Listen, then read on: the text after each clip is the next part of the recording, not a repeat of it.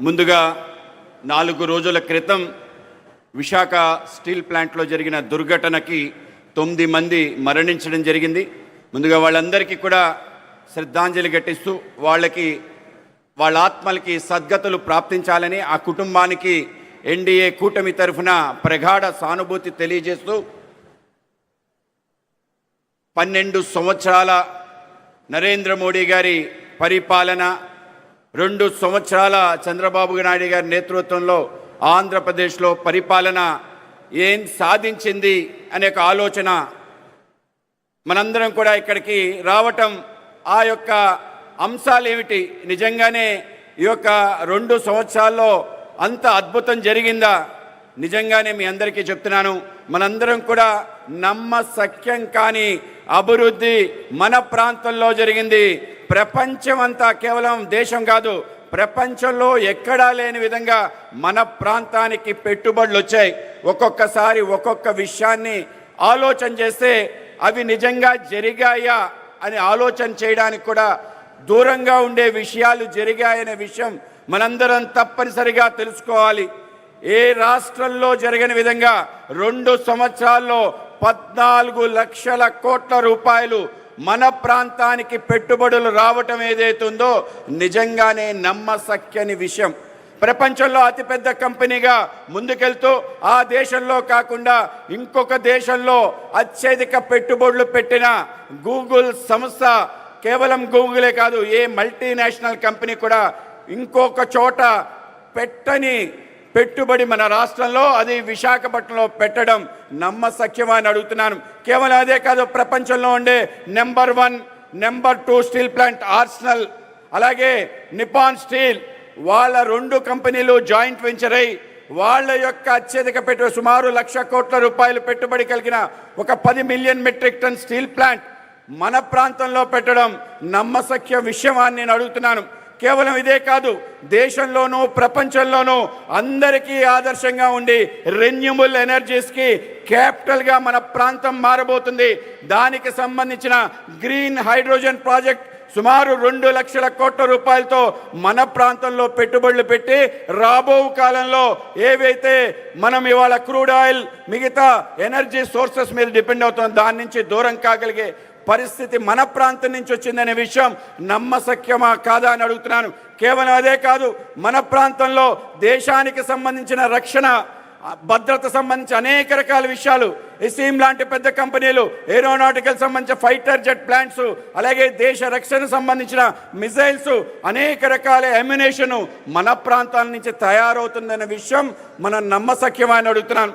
ఇటువంటి అనేక రకాల నమ్మశక్యం కాని అంశాలన్నీ కూడా గత 2 సంవత్సరాల్లో మన ప్రాంతం నుంచి జరిగిందనే విషయం మనందరం కూడా మన కళ్ళతో చూస్తున్నాం.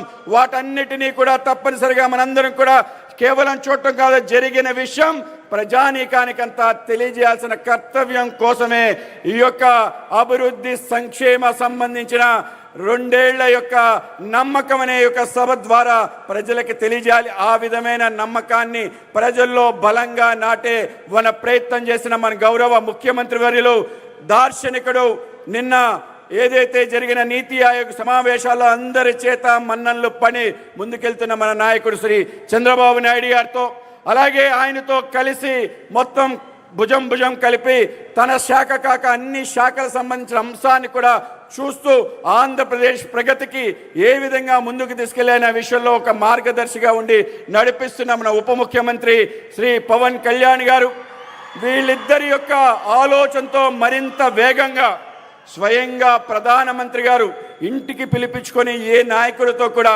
ఏ ముఖ్యమంత్రితో కూడా ఇంతసేపు గడపలేదు. అనేక రకాల విషయాలు మాట్లాడుతూ నువ్వు చేసే పను ఏ విధంగా తీసుకెళ్తున్నావు, ఆయన ఆ విధంగా అభినందించిన వ్యక్తి మన యొక్క ఐటీ శాఖ మంత్రి వర్యులు శ్రీ నారా లోకేష్ గారికి, అలాగే మన ఆంధ్రప్రదేశ్కి ఏం కావాలి అన్ని రకాల విషయాలు కేంద్ర కేబినెట్లో ఉంటూ ముందుకు నడిపిస్తున్న వ్యక్తి మనందరి యొక్క నాయకుడు మన యొక్క రామ్మోహన్ నాయుడు గారికి, అలాగే మన పెంబసాని చంద్రశేఖర్ గారికి, వేదిక పైన ఉన్న ఇతర మంత్రివర్గ సభ్యులందరికీ, ముందున్న ఎమ్మెల్యేలకి, అలాగే ఎమ్మెల్సీలకి, అనేక రకాల చైర్మన్లకి, అలాగే ఈ యొక్క కార్యక్రమానికి విశేషంగా విచ్చేసిన మూడు పార్టీల సంబంధించిన నాయకులందరికీ, అలాగే మనందరినీ ఈ విధంగా నడిపించడానికి ముందుకెళ్ళడానికి కారణమైన కార్యకర్త సోదరులందరికీ కూడా ముందుగా చేతులెత్తి నమస్కరిస్తూ, ఈ ప్రభుత్వం కేంద్ర రాష్ట్ర ప్రభుత్వాలు 12 సంవత్సరాల ఎన్డీఏ పరిపాలన, 2 సంవత్సరాల ఆంధ్రప్రదేశ్లో ఈ యొక్క ఎన్డీఏ పరిపాలన చేసిన అనేక రకాల విషయాలు, అన్బిలీవబుల్, మిషన్ ఇంపాసిబుల్, ఫినామినల్ లాంటి అనేక రకాల ఏవైతే ట్యాగ్లైన్స్ ఉన్నాయో అన్ని ఇచ్చినా సరిపోదనే విషయం తప్పనిసరిగా గుర్తుంచుకోవాలి. మనం ఎవరు కూడా అధైర్యపడాల్సిన, ఆలోచించాల్సిన అవసరం లేదు. అనేక రకాల దుష్ట శక్తులు వీటిని దూరం చేసే ప్రయత్నం చేస్తారు. నిన్న స్టీల్ ప్లాంట్లో దొరకడం జరిగితే అనేక రకాల విషయాలు మాట్లాడారు, వచ్చారు, అక్కడ జనాల్ని తప్పుదోవ పట్టించే ప్రయత్నం చేశారు.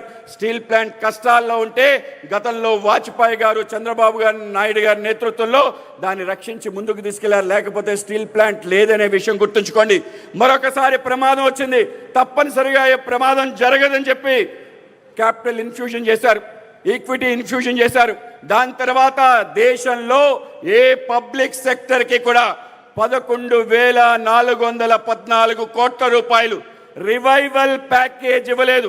ఇవాళ స్టీల్ ప్లాంట్కి రివైవల్ ప్యాకేజ్ ఇవ్వటం, స్వయంగా కుమారస్వామి గారు వచ్చారు, స్వయంగా మన శ్రీనివాసవరం గారు వచ్చారు.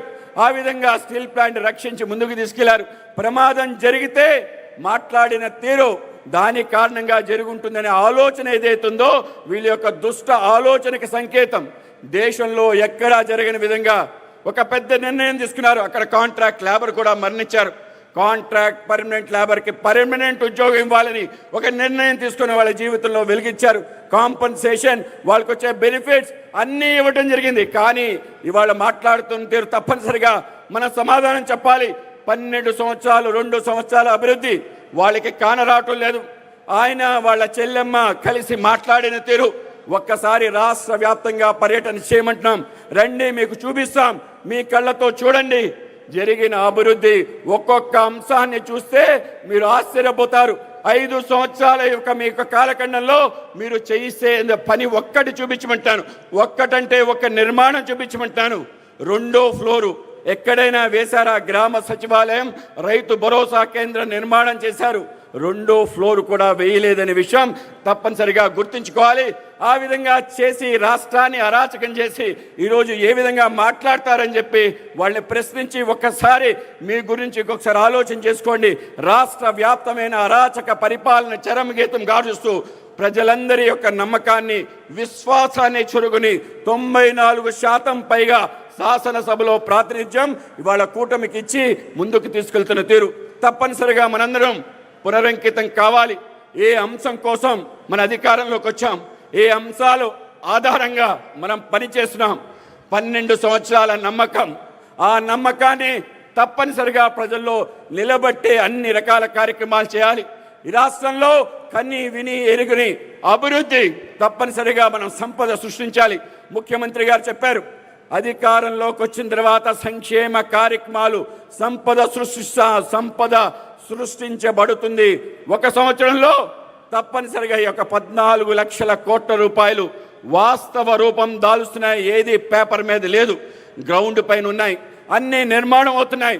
తప్పనిసరిగా వీటి ద్వారా అనేక రకాల సౌకర్యాలు, సంపద తప్పనిసరిగా సృష్టించబడుతుంది. మరింతగా ప్రజలకి సంక్షేమం అందించడానికి కేంద్ర రాష్ట్ర ప్రభుత్వాలు ఉన్నాయి అనే విషయం మనందరం కూడా తప్పనిసరిగా తెలుసుకొని ప్రజల్లోకి వెళ్ళి మరింత బలంగా, మరింత ధైర్యంగా, మరింత నమ్మకంతో ప్రజలకి తెలియజేయాలి. ఏ రాష్ట్రంలో జరిగినంత అభివృద్ధి మన ప్రాంతంలో జరిగింది. ప్రతి గ్రామం, ప్రతి గడప అన్ని రకాల సౌకర్యాలు కలిగాయి. ఇవాళ తప్పనిసరిగా మనం గడపకి వెళ్ళి వాళ్ళ యొక్క డోర్ని కొట్టి మీ ఇంటికి నరేంద్ర మోడీ గారు వచ్చారు, మీ ఇంటికి చంద్రబాబు నాయుడు గారు వచ్చారు. తప్పనిసరిగా వాళ్ళకి చూపించే బాధ్యత మనందరం తీసుకోవాలి. ఏ విధంగా వచ్చారు? అనేక రకాల సంక్షేమ కార్యక్రమాల రూపంలో వచ్చారు. సూపర్ సిక్స్ రూపంలో వచ్చారు, నరేంద్ర మోడీ గారు గ్యాస్ రూపంలో వచ్చారు, టాయిలెట్ రూపంలో వచ్చారు, ఎల్ఈడి లైట్ రూపంలో వచ్చారు, ప్రతి ఇంటికి Jal Jeevan machine tap connection రూపంలో వచ్చారు. అన్ని రకాల రూపంలో మీ ఇంటికి వచ్చి మీ రక్షణ భద్రత, మీ అందరికీ ఉచిత రైస్, అన్ని రకాల విషయాలు మీ ఇంటికి వచ్చారు, గమనించండి అని చెప్పాలి. ఆ విధంగా మనం ముందుకు తీసుకెళ్లాలని చెప్పి అటువంటి గురుతర బాధ్యత మనందరం స్వీకరించాలని దేశ రాష్ట్ర ప్రజలందరం కూడా తప్పనిసరిగా ఒక డబుల్ ఇంజిన్ సర్కార్, మొన్న అశ్విని వైష్ణవ్ గారు వచ్చి అనేక ప్రాజెక్ట్స్ స్టార్ట్ అవుతున్నాయి. అమరావతి నుంచి డబుల్ ఇంజిన్ సర్కార్, ఏదైతే బుల్లెట్ ట్రైన్ 7 సంవత్సరాల్లో సాకారం కాబోతుందన్నారు. నేను చెప్తున్నాను, 2 సంవత్సరాల క్రితమే వచ్చింది. చంద్రబాబు నాయుడు గారు, పవన్ కళ్యాణ్ గారు, నరేంద్ర మోడీ గారి నేతృత్వంలో ఆంధ్రప్రదేశ్లో బుల్లెట్ ట్రైన్ వచ్చింది, శరవేగంగా కొనసాగుతుంది. మనందరం కూడా దానికి మద్దతు ఇవ్వాలని తెలియజేస్తూ నరేంద్ర మోడీ గారి పిలుపు ఏంటంటే సబ్కా సాత్ సబ్కా వికాస్, అందరితో అందరి వికాసం, అలాగే అందరి విశ్వాసం, సబ్కా విశ్వాస్, చివరికి సబ్కా ప్రయాస్, మనందరి యొక్క ప్రయత్నం కూడా దాంట్లో ఉండాలి. ఆ విధంగా మనందరం కలిసి ముందుకెళ్ళాలి. దేశం ఎవరు కూడా ఆలోచన చేయని విధంగా మన అభివృద్ధి జరగాలి. దానికి మనందరం కలిసి సహకరించాలని తెలియజేస్తూ ఈ అవకాశం ఇచ్చిన పెద్దలందరికీ ధన్యవాదాలు తెలియజేస్తూ భారత్ మాతాకి, భారత్ మాతాకి జై తెలుగు తల్లి. ధన్యవాదాలు మాధవ్ గారు. ఉదయించే సూర్యుడిలా ఆశలను నింపుతూ, ఉప్పొంగే నదిలా అభివృద్ధిని ప్రవహింపచేస్తూ, యువత గుండెల్లో విశ్వాసాన్ని వెలిగిస్తూ, నవ్యాంధ్ర నిర్మాణంలో ముందుండే నాయకుడు, రాష్ట్ర ఐటీ శాఖ